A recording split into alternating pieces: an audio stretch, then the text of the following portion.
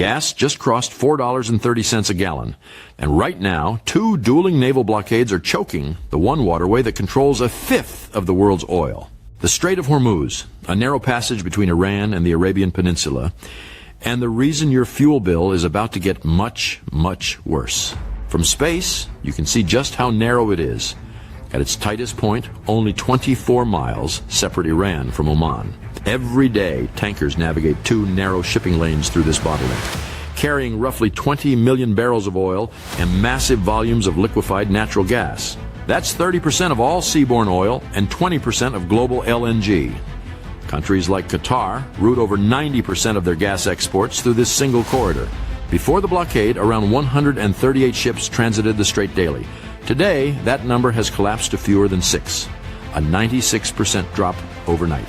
On February 28, 2026, the United States and Israel launched a military campaign against Iran.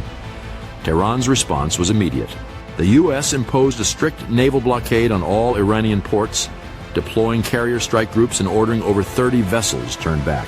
Iran hit back by closing the Strait of Hormuz entirely.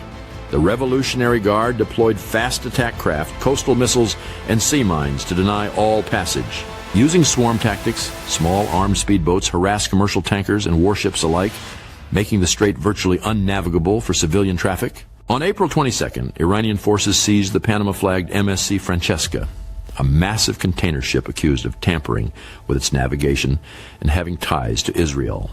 Hours later, the IRGC opened fire on the Epaminondas without any radio warning, causing heavy damage to the bridge before boarding and seizing the vessel. Iran effectively turned an international waterway into a pirate toll road, demanding up to $2 million per vessel for unauthorized transit through the strait.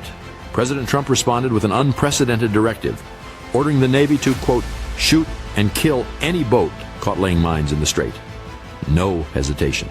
Sea mines are the most insidious threat. These indiscriminate weapons sit silently beneath the surface, capable of destroying a supertanker or crippling a billion-dollar warship. The U.S. sent the destroyers USS Frankie Peterson Jr. and USS Michael Murphy to sweep the strait and carve a safe corridor for global commerce.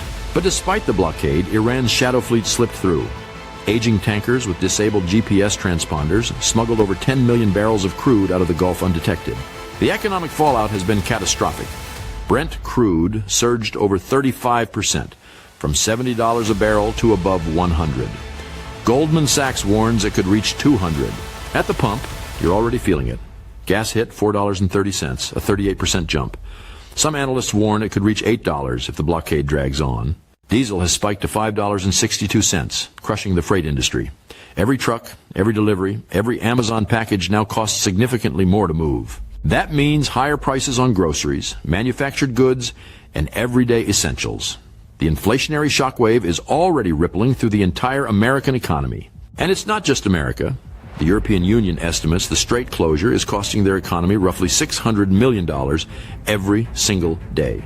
Pakistan brokered a fragile ceasefire, but after 21 hours of marathon talks in Islamabad collapsed, the only agreement was to keep talking. Trump extended the ceasefire indefinitely, but the naval blockades remained firmly in place. The bombs stopped. The economic stranglehold did not. The entire global economy still hangs on a 24-mile wide bottleneck, and every day it stays closed, you pay more at the pump. Like and subscribe so you don't miss what happens next.